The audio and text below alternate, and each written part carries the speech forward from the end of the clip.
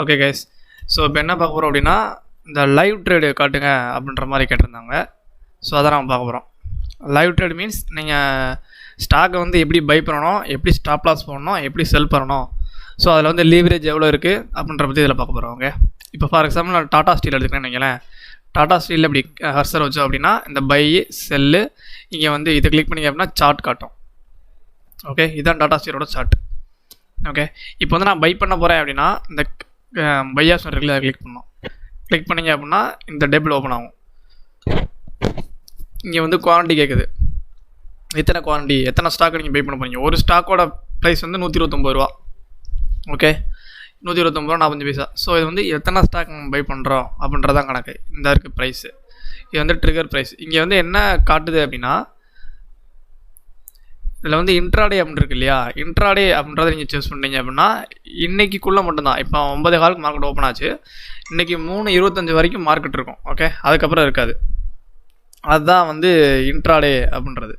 அதே நீங்கள் இங்கே லாங் டேர்ம் இருக்கு இல்லையா, சிஎன்சி, இந்த சிஎன்சி இருக்கு இல்லையா லாங் டேர்ம், இதை கிளிக் பண்ணிட்டீங்க அப்படின்னா மார்க்கெட் இதை நீங்கள் எப்போ வேணாலும் வச்சுக்கலாம், எத்தனை வருஷம் கழிச்சு வேணாலும் வச்சுக்கலாம். ஓகே, அது வரைக்கும் இந்த ஸ்டாக் வந்து ஹோல்டிங்லேயே இருக்கும். ஓகே, ஸோ எவ்வளோ தூரம் போகுதோ அந்த ப்ராஃபிட்லாம் உங்களுக்கு தான். ஓகே, இதான் வந்து லாங் டைம் அப்படின்றது.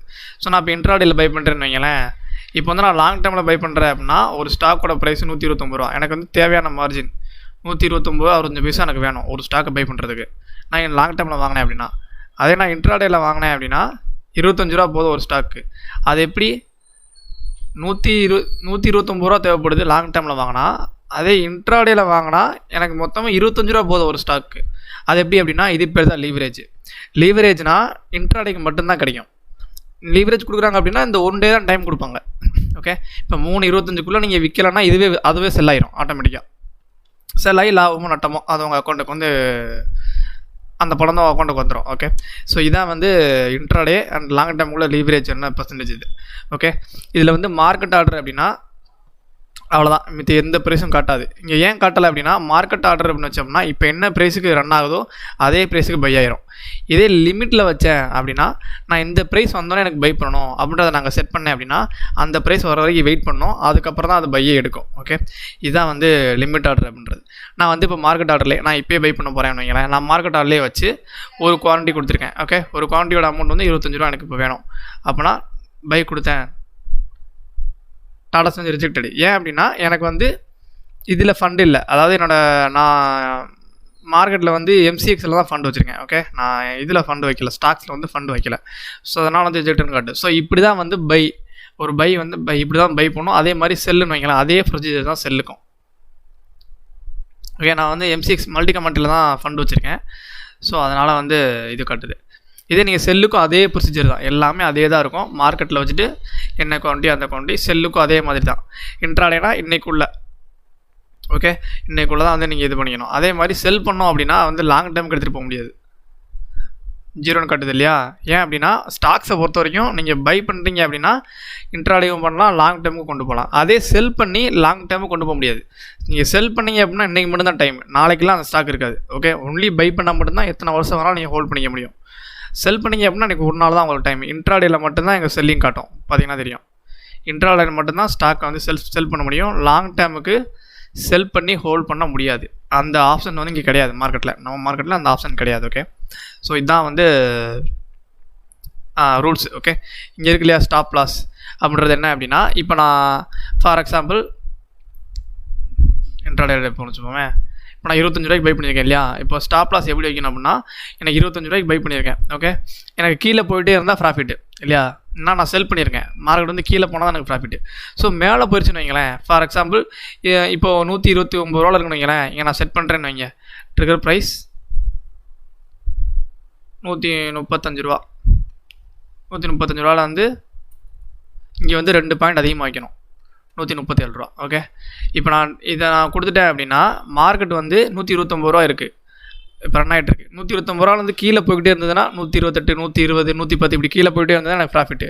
இன்கேஸ் மேலே போச்சுன்னு வைங்களேன், 120 ரூபாயை தாண்டி 135 ரூபா, 137 ரூபா கிட்ட போயிடுச்சு அப்படின்னா இது ஆட்டோமேட்டிக்காக இதாகிடும், சரி எக்ஸிட் ஆகிடும்.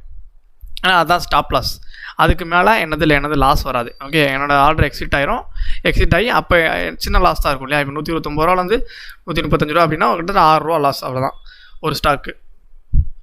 அது மட்டும்தான். அந்த ₹6 லாஸோட நான் வந்து எக்ஸிட் ஆகிடுவேன். இதே நான் ஸ்டாப் லாஸ் போடாமல் இருந்தேன்னு வைங்களேன், ஏறிக்கிட்டே போச்சு அப்படின்னா கிட்டத்தட்ட மொத்தமாக போயிடும். ஓகே, ₹6 லாஸ், ₹50, ₹100 கிட்ட போயிடுச்சு அப்படின்னா நம்ம மொத்தம் வந்து க்ளோஸ் ஆகிடும் அக்கௌண்ட்டு.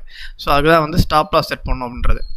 ஓகே, இதுதான் வந்து stop loss procedure. So buy பண்ணுறது, செல் பண்ணுறது, ஸ்டாப் லாஸ். ஓகே, இதுக்கு வந்து நீங்கள் டார்கெட் போடணும் அப்படின்னா பெஸ்ட் செல் எடுக்கணும். ஓகே, மிச்சம் ஒன்று தான் இருக்குது டார்கெட்டுக்கு அதே மாதிரி தான் லிமிட் தான். ஓகே, லிமிட் போட்டு தான் நம்ம டார்கெட் போடுவோம். அது எப்போ போட முடியும் அப்படின்னா ஒன்ஸ் நீங்கள் பண்ணால் தான் போட முடியும். இப்போ நான் அதை செல் பண்ணிட்டேன்னு வைங்களேன், நான் ஆர்டர் எடுத்துட்டேன் அப்படின்னா தான் என்னால் இது போட முடியும், டார்கெட் போட முடியும். ஓகே, அதுவும் இதே ப்ரொசீஜர் தான். நான் இன்னொரு நாள் வந்து எம்சிஎக்ஸ் பண்ணுவேன் இல்லையா, சில்வர் எதாவது பண்ணுவேன் எம்சிஎக்ஸில். ஸோ அப்படி பண்ணும்போது நான் அந்த டார்கெட்டு, அந்த அலர்ட்டு, அதெல்லாம் நான் போடுறத வந்து நான் சொல்லித்தரேன். ஓகே, அலர்ட் போடுறது வேறு ஒன்றும் இல்லை. இப்போ நான் கூட போட்டிருக்கேன் அலர்ட் போடுறது வந்து இந்த சில்வர் மேக்ரோ இருக்கு இல்லையா, நான் அலர்ட் போட்டிருக்கேன்.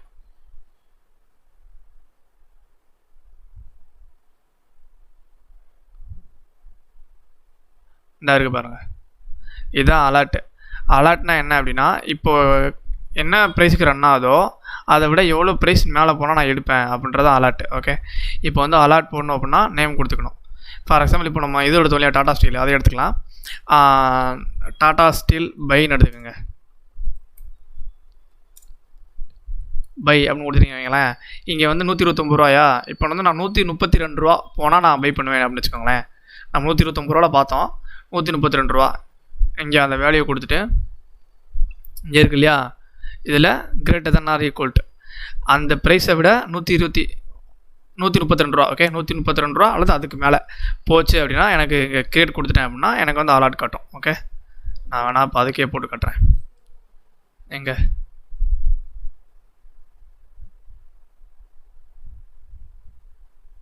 இந்த இருக்கு இல்லையா டாடா ஸ்டீல். ஸோ இங்கே நேராக டாடா ஸ்டீலுக்கு போங்க, create alert. Okay, Tata Steel buy. Okay, buy பண்ணுறதுக்கு எனக்கு அலர்ட் கொடுக்கணும். ₹129 ரன் ஆகுதுன்னு வைங்களேன். எனக்கு வந்து ₹132 மேலே போனால், okay, greater than or equal to மேலே போனால் எனக்கு வந்து அலர்ட் கொடுக்கணும் அப்படின்னு நம்ம கிரியேட் பண்ணிட்டோம் அப்படின்னா உங்கள் மெயிலுக்கோ வரும், இந்த செரோதாலேருந்து ஒரு நோட்டிஃபிகேஷனும் வரும். ஓகே, ஜஸ்ட் கிரியேட், அவ்வளோதான், அலர்ட் கிரியேட் ஆயிடுச்சு. அதே மாதிரி செல்லுக்கும் அலர்ட் கொடுக்கலாம். அதே டாடா ஸ்டீல் போயிட்டு கிரியேட் அலர்ட், இங்கே வந்து டாடா ஸ்டீல் செல் அப்படின்னு வச்சுட்டிங்களேன். இங்கே ₹129 இருக்குது. நான் வந்து ஒரு ₹126 கீழே போனால் நான் செல் பண்ண போகிறேன். ₹126. இங்கே வந்து less than or equal to ₹126 அது கீழே போச்சு அப்படின்னா நான் வந்து செல் பண்ண போகிறேன் அப்படின்னு கொடுத்தீங்கன்னா கிரியேட் கொடுத்துட்டீங்க அப்படின்னா தாராளமாக அலர்ட் கிரியேட் ஆச்சு. இப்போ வந்து நான் எதுவும் பண்ண தேவையில்ல. நான் ஃபோனை ஆஃப் பண்ணி என் பேக்கெட்டில் வச்சிட்டாலும் இந்த ப்ரைஸுக்கு மேலேயோ இல்லை நான் செல் பண்ண ₹126 சொல்லியிருந்தேன்னா அந்த ப்ரைஸுக்கு கீழேயோ மார்க்கெட் போச்சு அப்படின்னா ஆட்டோமேட்டிக்காக எனக்கு அலர்ட் வரும். என்னோடய ஃபோனுக்கு மெயில் வரும், செரோதா ஆப்பில் இருந்து நோட்டிஃபிகேஷன் வரும். இந்த கைட் ஆப் இருக்கு இல்லையா, நான் ஃபோனில் வச்சுருப்பேன் இந்த ஆப்பையும். ஸோ நோட்டிஃபிகேஷன் எனக்கு வந்துடும். ஸோ தாராளமாக நான் உள்ளே போய்ட்டு பையோ செல்லோ, ஓகே, அந்த ரேஞ்சை பொறுத்து நான் பண்ணிப்பேன். ஸோ இப்படி தான் வந்து நான் ட்ரேட் பண்ணுறது. ஓகே, நான் ட்ரேட் பண்ணுறப்ப என்னென்னலாம் யூஸ் பண்ணுவேன் அப்படின்றத நான் சொல்லிட்டேன். லைவ் மார்க்கெட்டில் இப்போ மார்க்கெட் வந்து லைவில் தான் இருக்குது. ஓகே, நான் சில்வர் எடுத்து பண்ணும்போது நான் டார்கெட் ஒன்று மட்டும்தான் சொல்லலை, அதுவும் அதே தான் லிமிட் போட்டு இப்போ நான் இது போட்டேன் இல்லையா, அதே தான் அதுலேயும் பண்ண முடியும்.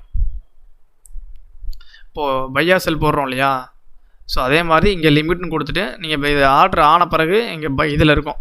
சப்போஸ் இது ஆர்டர் ஆச்சுன்னு வைங்களேன், பொசிஷன்ஸில் இருக்கும். ஓகே, இங்கே இருக்கும். நான் எதெல்லாம் ஓப்பன் ஆச்சோ இதெல்லாம் ட்ரேட் ஆகிட்டு இருக்கோ அந்த பொசிஷன்ஸில் இருக்கும். அதை நான் கிளிக் பண்ணேன் அப்படின்னா அதே மாதிரி இங்கே காட்டும். கிளிக் பண்ணால் இதே டேபிள் வந்து அவங்க ஓப்பன் ஆகும். ஆனால் லிமிட் கொடுத்துட்டு என்ன டார்கெட்டோ அந்த ப்ரைஸ் கொடுத்துட்டு இப்போ செல்லு அப்படின்னா அதில் பை காட்டும். ஏன்னா ஆர்டர்ன்றது வந்து டார்கெட் அப்படின்றது வந்து என்னென்னா எக்ஸிட் ஆகிறது. ஸோ இப்போ நீங்கள் ஒன்று செல் பண்ணிருக்கீங்க அப்படின்னா அடுத்ததை பை பண்ணால் தான் நீங்கள் எக்ஸிட் ஆக முடியும். அதே நீங்கள் ஒன்று பை பண்ணிருக்கீங்க அப்படின்னா அடுத்த செல் பண்ணால் தான் எக்ஸிட் ஆக முடியும், அந்த இதை க்ளோஸ் பண்ண முடியும் இல்லையா. ஸோ அதான் அங்கே காட்டும். ஓகே, ஸோ இதான் வந்து டார்கெட் போடுறது. ஸோ நான் வந்து அதை வந்து இன்னொரு வீடியோவில் நம்ம லைவ் டெமோ நான் ஒரு ட்ரேடை எடுத்து அதை நான் ஏன் எடுத்தேன், எவ்வளோ டார்கெட் வைக்க போகிறேன், எவ்வளோ ஸ்டாப் லாஸ் வைக்க போகிறேன், ஸோ எல்லாத்தையும் வந்து நான் லைவாக வந்து இன்னொரு லைவில் நான் காட்டுறேன். ஓகே, ஸோ இப்போதைக்கு வந்து லைவ் மார்க்கெட்டில் வந்து நம்ம எப்படி யூஸ் பண்ணோம் அப்படின்றத நம்ம பார்த்துருக்கோம். Okay, so thank you guys, thank you so much. So next video வந்து நம்ம அதை பார்க்கலாம். தேங்க்யூ.